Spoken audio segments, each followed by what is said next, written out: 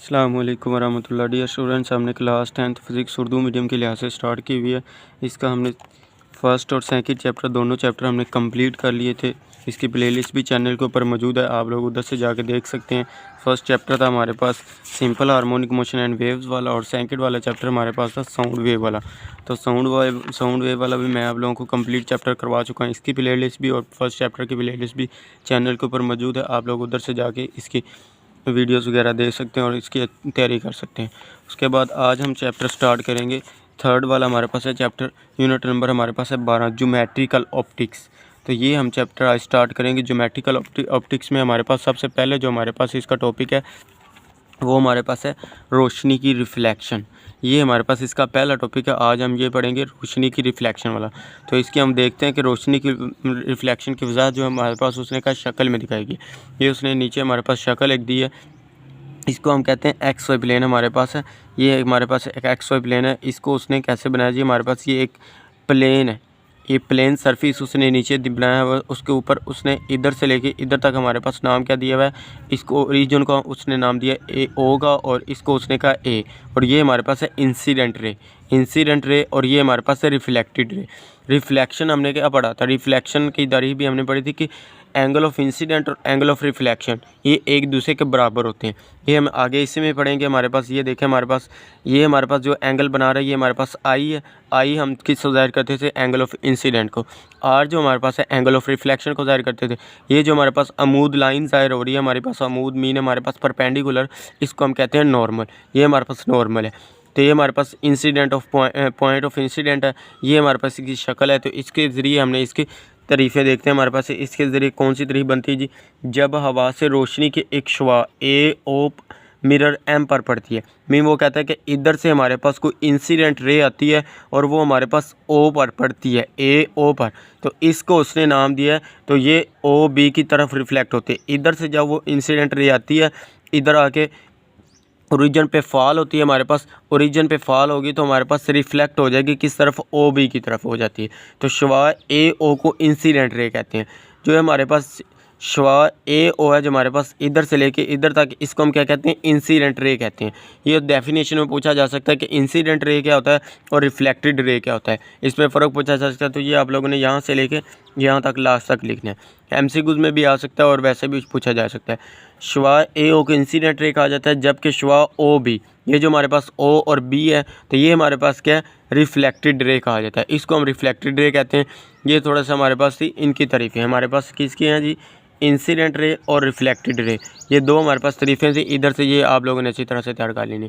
उसके बाद हमारे पास है जी, नीचे हमारे पास आ जाता है इंसिडेंट रे ए ओ और नॉर्मल एन के दरमियान जाविया। वो कहते हैं ये जो इंसिडेंट रे है और नॉर्मल के दरमियान जो जाविया बनाएगा उसको हम कहते हैं एंगल ऑफ इंसिडेंट। उसको हम कहते हैं एंगल ऑफ इंसिडेंट। हमारे पास क्या है जी, इंसिडेंट रे ए ओ मीन यहाँ से यहाँ तक का फासला और नॉर्मल, ये जो हमारे पास नॉर्मल, इसके दरमियान जो हमारे पास एंगल बन रहा है उसको हम कहते हैं एंगल ऑफ इंसिडेंट, जिसको आई से ज़ाहिर किया जाता है। ये हमारे पास है तारीफ़ एंगल ऑफ इंसिडेंट की तारीफ़। ये भी पूछा जा सकता है एंगल ऑफ इंसिडेंट और एंगल ऑफ रिफ्लेक्शन के दरमियान फ़र्क, ये यहाँ से लेके यहाँ तक इसकी तारीफ़ है। उसके बाद देखते हैं नॉर्मल और रिफ्लेक्टेड रे ओ बी और नॉर्मल के दरमियान जो जाविया हमारे पास बन रहा होता है, दरमियानी जाविया को जाविया एन ओ बी मीन हमारे पास क्या है, एन ओ बी, ये हमारे पास एक ट्राई एंगल के तौर पे बन जाती है हमारे पास। इसके दरमियान जो हमारे पास एंगल बन रहा है, जाविया बन रहा है, उसको कहते हैं एंगल ऑफ रिफ्लेक्शन, जिसको आर से ज़ाहिर किया जाता है। ये हमारे पास है जिसको आर से ज़ाहिर किया जाता है। ये हमारे पास इसकी तारीफ़ है। यहाँ से लेकर ये हमारे पास यहाँ से लेकर स्टार्ट से लेकर यहाँ तक आप लोगों ने याद करना है हमारे पास एंगल ऑफ इंसिडेंट और एंगल ऑफ रिफ्लेक्शन। अब हम देखते हैं, अब हम रोशनी की रिफ्लेक्शन के अमल की तारीफ़ इसी तरह करते हैं। तारीफ़ जो हमारे पास है रोशनी की रिफ्लेक्शन की तारीफ़, ये शॉर्ट क्वेश्चन के लिहाज से मोस्ट इंपॉर्टेंट शॉर्ट क्वेश्चन है हमारे पास। इसकी तारीफ़ करें या इसके कवानीन लिखे। रोशनी की रिफ्लेक्शन के कवानीन शॉर्ट क्वेश्चन पूछा जाता है या इसकी तारीफ़ पूछी जाती है। तो ये आप लोगों ने अच्छी तरह से तैयार करनी। जब रोशनी किसी ख़ास मीडियम से गुजरते हुए किसी दूसरे मीडियम की सतह से टकराती है तो इसका कुछ हिस्सा पहले मीडियम में वापस लौट आता है। इसको हम डायग्राम से देखते हैं। वो कहता है कि हमारे पास जब कोई रोशनी ख़ास मीडियम से गुजरते हुए, मीन वो इंसिडेंट रे इधर से आ रही है, ओरिजिन पे ऊपर फॉल करेगी, रीजन के ऊपर हमारे पास फॉल करेगी, इधर से हमारे पास वो बी की तरफ चली जाए और इसका कुछ हिस्सा हमारे पास रिफ्लेक्ट होके वापस पहले हिस्से में हमारे पास पहले इंसिडेंट रे में आ जाएगा। तो इसको हम क्या नाम देते हैं, रोशनी की रिफ्लेक्शन इसको हम कहते हैं। ये हमारे पास की तारीफ भी उसने वही लिखी है हमारे पास, जब रोशनी किसी ख़ास मीडियम से गुजरते हुए किसी दूसरे मीडियम की सतह से टकराती है, मीन प्लेन पे टकराती है, तो हमारे पास इधर हमारे पास यहाँ से रोशनी आ रही है, इस तरफ गई है तो हमारे पास इंसिडेंट रे से आई और रिफ्लेक्टेड रे की तरफ चली गई। तो ये हमारे पास क्या होगा, तो इसका कुछ हिस्सा पहले मीडियम में वापस लौटा था, पहले मीडियम में वापस लौटा तो उसको हम क्या कहते हैं, रोशनी की रिफ्लेक्शन कहते हैं। ये हमारे पास इसकी तारीफ है। उसके बाद हमारे पास है रोशनी की रिफ्लेक्शन के कवानीन, law of reflection of light. ये हमारे पास most important long short question के तौर पर है, तो ये आप लोगों ने अच्छी तरह से तैयार करना है। इंसिडेंट रे, नॉर्मल और पॉइंट ऑफ इंसिडेंट पर रिफ्लेक्टेड तीनों एक ही प्लेन में वाक़ होते हैं। अब देखिए इसको हम शक्ल से देखते हैं, हमारे पास ये देखें, ये इंसिडेंट रे ओरिजिन पे फॉल कर रहा है, नॉर्मल भी हमारे पास ओरिजिन पे आ रहा है, तो ये हमारे पास रिफ्लेक्टिव भी, ये तीनों एक ही जहाँ पे वो कहता है लाई करें तो हमारे पास क्या होता है, वाक़या हो, तो हम इसको क्या कहते हैं, एंगल ऑफ इंसिडेंट का हमारे पास ये पहला कानून है। उसके बाद हमारे पास इसका दूसरा कानून देखें तो हमारे पास क्या है, एंगल ऑफ इंसिडेंट आई और एंगल ऑफ रिफ्लेक्शन आर बराबर होते हैं।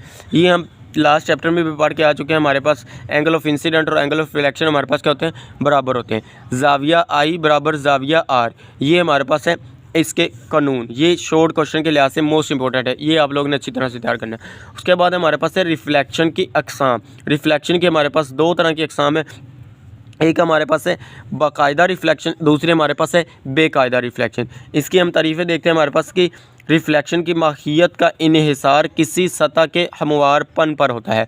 ये एमसीक्यूज़ के तौर पे पूछा जा सकता है कि रिफ्लेक्शन की अहमियत का इन्हिसार किस पर होता है, सतह के हमवारपन पर होता है। तो ये आप लोगों ने एमसीक्यूज़ के तौर पे अच्छी तरह से याद कर लेना है।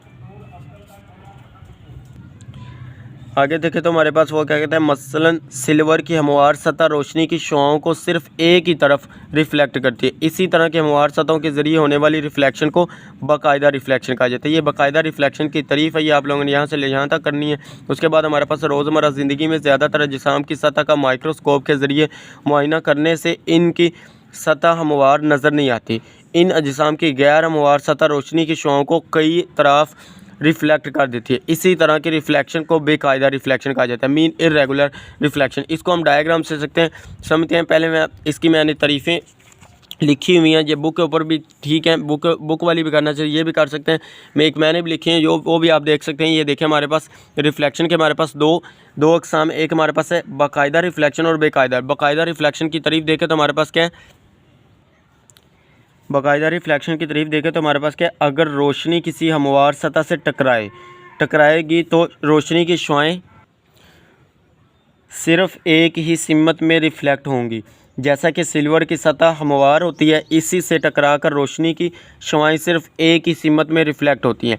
इस अमल को बाकायदा रिफ्लेक्शन कहा जाता है। उसके बाद हमारे पास बेकायदा रिफ्लेक्शन देखें तो हमारे पास क्या है, जब रोशनी किसी हमवार सतह से टकराकर रिफ्लेक्ट होती है तो बहुत सारी सिमतों में फैल जाती है। इस अमल को बेकायदा रिफ्लेक्शन कहते हैं। इसमें हमारे पास क्या, एक ही सिमत में रिफ्लेक्ट होकर हमारे पास फैलेगी। इसमें उसने कहा कि बहुत सी सिमतों में फैल जाती है। इसको हम डायग्राम से समझते हैं तो हमारे पास ये इसकी तारीफ़ें आप लोग ये भी कर सकते हैं, बुक से भी कर सकते हैं, इसमें कोई मुश्किल नहीं है। तो ये बिल्कुल इजी मैंने आप लोगों को ये डेफिनेशन बता दी, तरीफ़े बता दी, आप लोग यहाँ से भी कर सकते हो। उसके बाद इसके डायग्राम से देखें तो उसने क्या कहा, एक ये देखें हमारे पास एक बिल्कुल स्ट्रेट, बिल्कुल एक ही सिमत में जा रही है। ये हमारे पास इधर से आ रहा है फॉल, मीन हमारे पास इंसिडेंट रे आ रहा है, तो इधर से रिफ्लेक्ट होकर बिल्कुल स्ट्रेट, बिल्कुल मीन क्लीन एंड साफ, बिल्कुल सही नज़र आ रहा है। तो ये देखें तो हमारे पास क्या, रफ़ सा नज़र आ रहा है। तो रफ़ मीन ये हमारे पास हमवार सतह से नहीं होगी, ये बहुत ज़्यादा सतह में, ये देखें इधर से आ रही है, फिर ये ऊपर जा रही है, इधर से आके ये इस तरफ जा रही है, ये हमारे पास इंसिडेंट रे आ रही है, हमारे पास इस तरफ रिफ्लेक्ट हो रही है, ये इधर से आके इस तरफ रिफ्लेक्ट हो रही है। लेकिन ये हमारे पास क्या है, ये बिल्कुल नीट एंड क्लीन हमारे पास नज़र आ रही हैं कि हमारे पास बिल्कुल हमवार सतह पे हैं, ये हमारे पास ना हमवार सतह पे हैं। तो ये थे हमारे पास इनकी तारीफ़ें, और ये हमारे पास डायग्राम है, तारीफ़ भी लिखनी है साथ में, ये दोनों डायग्राम भी बनानी है। इसमें कोई मुश्किल नहीं है, ये इतनी मुश्किल नहीं है, डायग्राम है, इजीली बन सकती हैं। तो ये आप लोगों ने अच्छी तरह से डायग्राम बनानी है। आज का हमारे पास टॉपिक यही था कि रोशनी की रिफ्लेक्शन का वाला, ये हमारे पास रोशनी की रिफ्लेक्शन, इसमें मोस्ट इंपॉर्टेंट जो इसकी तारीफ़ है और साथ में एंगल ऑफ इंसिडेंट और साथ में हमारे पास इसके अक़साम, तो ये मैंने आप लोगों को करवा दी हैं।